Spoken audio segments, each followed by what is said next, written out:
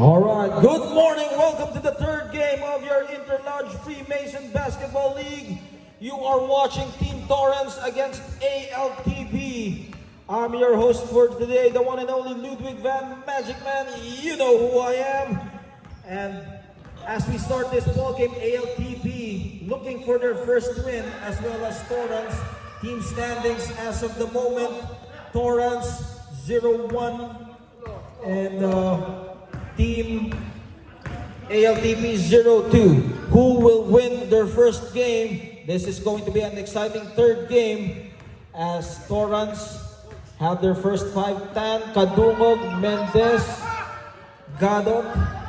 While for ALTP, they have Hernandez, Cabral, Suaze, Soriano.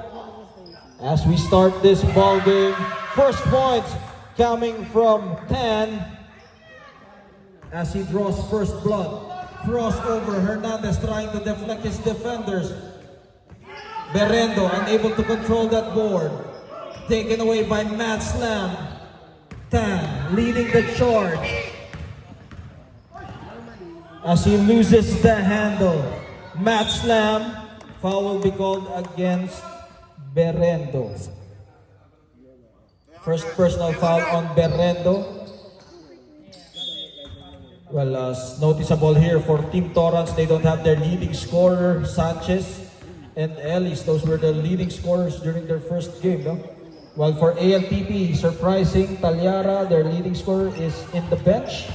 So let's see if they're doing a different approach here. Soriano with the dipsy-do, rockabye baby shot. Not this time for him.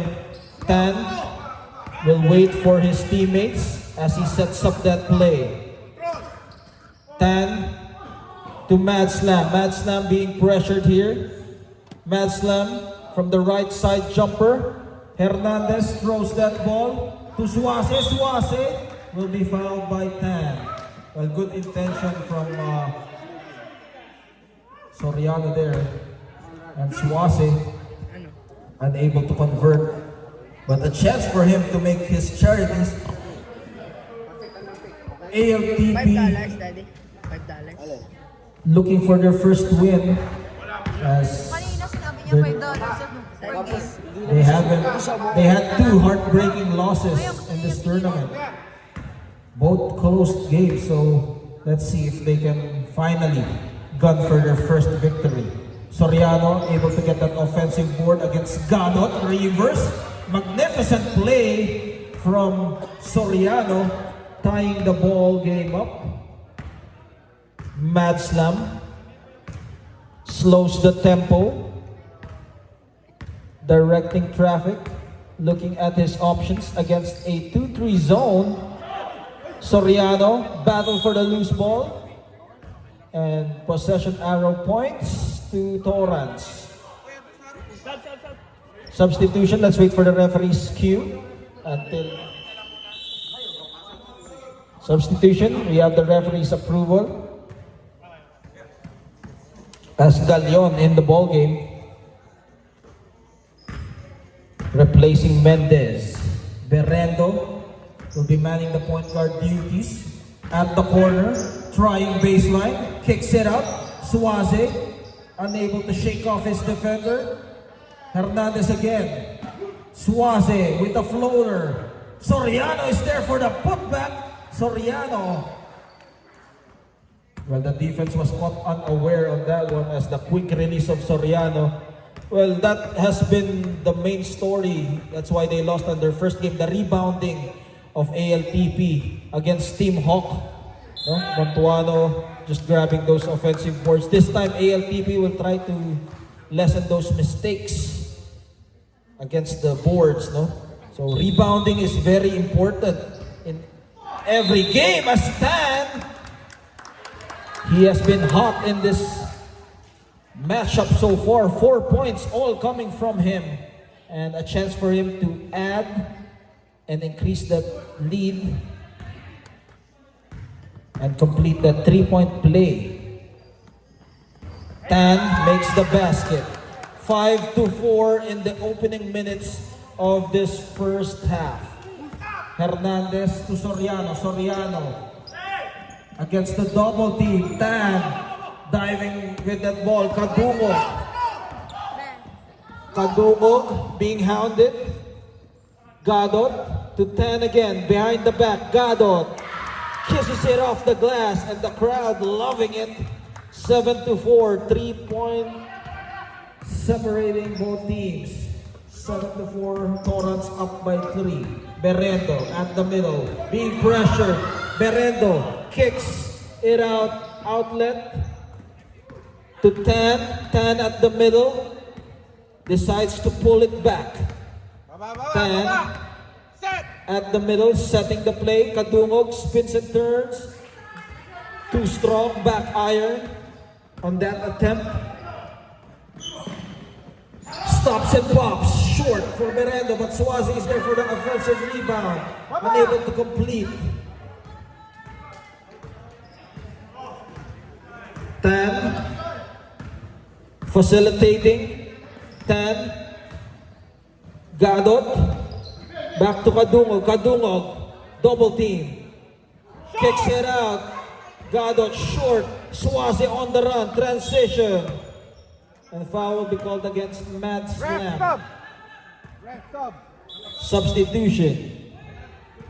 Paulie in the ball game for Kadungog. Come back. I got you, eh?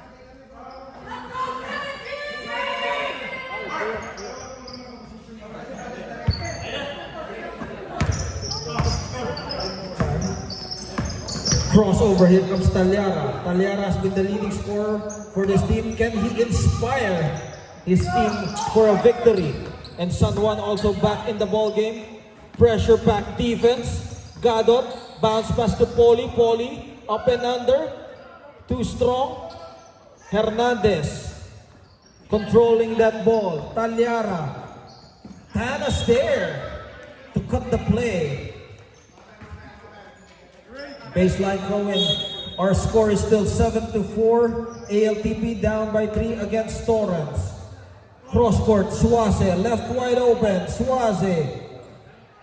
Talyara, offensive putback. Who is fouled? Foul on Galion, as Talyara will try to complete the 3-point play. Let's see if he can tie this game. Don't forget to subscribe to our YouTube page, So-Called Ballers, as Talyara taking it strong to the hole. Foul on Torrance number 2. Mad Slam, 2K23. I'm looking for 23, it's 2K23. Talyara on the line, as again they have the lead 9-7. On the driver's seat, ALTP. Let's see if they can hold on to the victory or Torrance will snatch the victory. Tan lets it fly, tapped away to Mad Slam. Mad Slam, power move. Rebound corralled by Suazi. Suazi, transition offense. Suazi looking at his options. San Juan, 4-3. No go.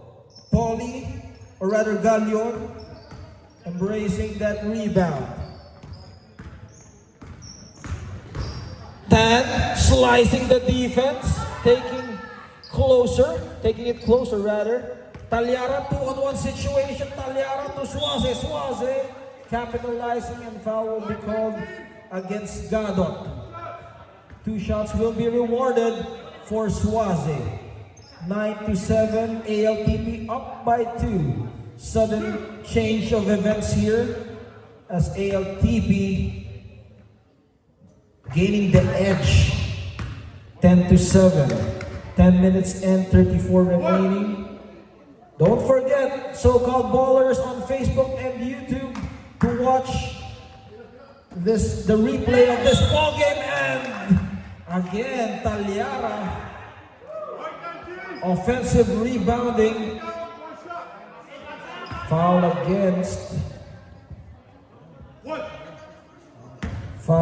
Gadot. 2 personal fouls for him. Talyara makes the basket, extending that lead to 7-13. ALTP enjoying a 6-point lead. 9 minutes and 50 remaining. Almost stolen away. Mad Slam will try his luck from long distance. Tan able to get that rebound. Gadot at the post. Gadot squeezing himself inside. Talyara on the run. Talyara exploding to the basket, drops it off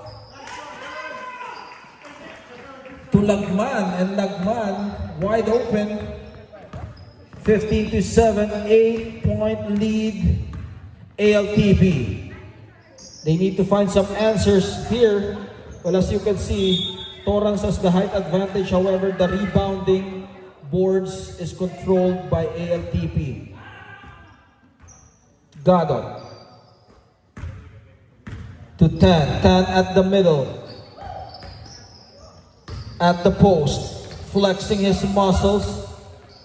Tan drop pass, but Hernandez is there.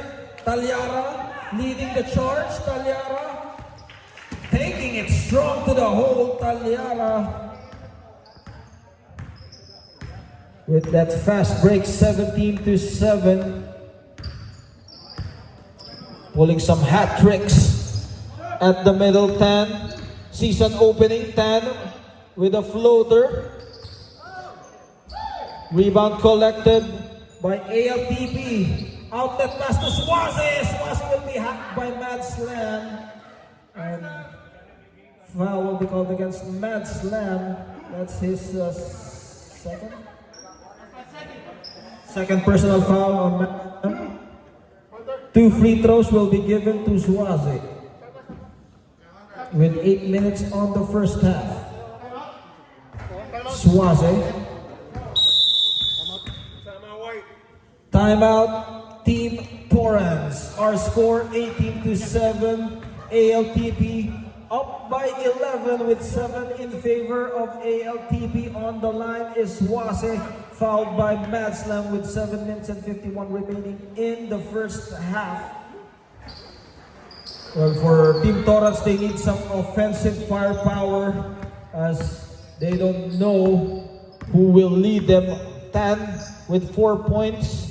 But he needs some contributions from his teammate because they are down by double digits as Hernandez swatting away, preventing that Mad Slam attack. Baseline throw-in, Torrance, a chance for them to convert.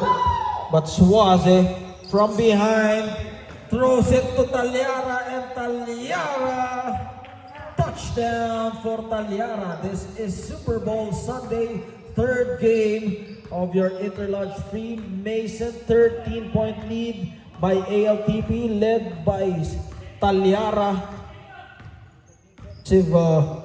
Heroic performance of Hernandez down low. Kadungong, short stab. Nope. Lagman with the rebound. Hernandez will man the point guard duties. San Juan pulls the trigger. No go this time. Talyara to Swaze. Swaze underneath the basket. Swaze converting 22-7. Well, this has been frustrating for ALTP in this tournament. 0-2, but this time they are in control with a commanding lead with 6 minutes and 14. Torrance, this is still anybody's ball game if they can still make a comeback here. Hernandez able to clobber that board, showing us his handles. Talyara to Swaze, backward connection. And Swaze again, a trip to the line for Swaze. Foul on Team Torrance. That's Mendez with the foul. Swaze has been making a living in the free throw line. Soriano in the ball game, as well as Stan Berendo also in the ball game.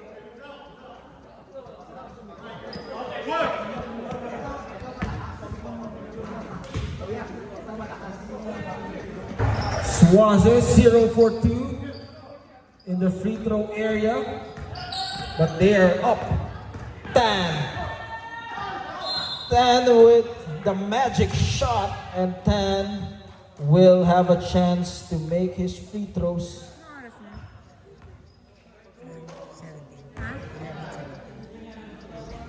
Will be called on Soriano. Tan needs more help on the offensive point of things, and Stan misses the first free throw. Well, as you can see here for Team ALTP, it is a complete team effort. Talyara, Suaze, and Hernandez, their big three, joining the fray. Sees no opening. Berrendo will try his luck. Battle for the loose ball. Tan on the run. Tan looking for his options. Tan against Hernandez, kicks it out to Kadungog. Kadungog double team, and foul again will be called against Soriano. That would be his second personal foul, and it would be just a baseline throw for Torrance. On the cut, it's almost losing it for Tan, but Mendez is there to recover it. Mendez to Kadungog. Kadungog looking for an opening. Galion to Tan. Tan firing away from deep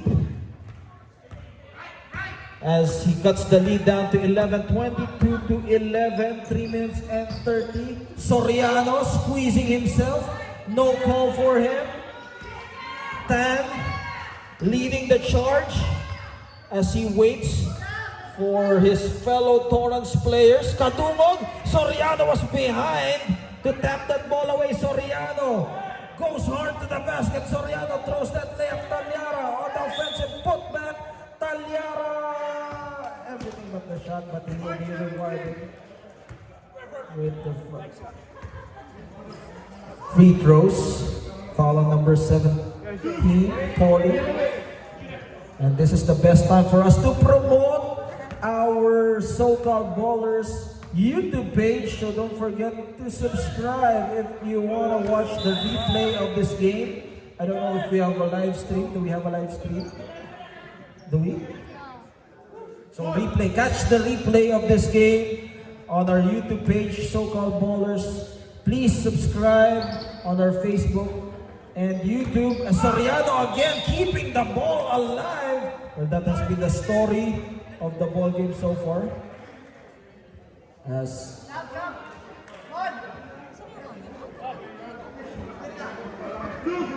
two free throws will be rewarded for Soriano. Soriano on the line, converts. With under 2 minutes left here in the first half, Soriano completes both free throws. Well, that has been the main story of this ball game so far, the offensive rebounding of ALTP. Well, Torrance needs to do something. Maybe some backs out, maybe some put some pressure. Again, fast break, Suaze. Quick move from Suaze. 26 to 11, 15-point lead being enjoyed by ALTP with 1 minute and 22 seconds remaining. Tan has been, There you go. and finally, Run! he ends the drought. Mad Slam helping Tan here. Tan leading the charge. Tan hoists it up, and Tan way off the mark on that attempt. But the defense was able to bother him on that shot. Talyara, time on their hands. Defense, come on, hands up! Hernandez lighting it up. Tapped away to Soriano, just waiting for the ball. Luckily landing to him. Talyara, back iron. And foul will be called on Talyara as Stan Sub! attempting a fast break substitution. Galion in the ball game for Mendez. 20 seconds remaining in the first half. Last shot. Foul of Talyara. And then Set pick. Talyara. Set pick. Last shot. Galion. At the middle. Galion. Mad slam. 7 seconds remaining. Battle for the loose ball. Chaos down the floor. Kadungog gets the shooter's bounce.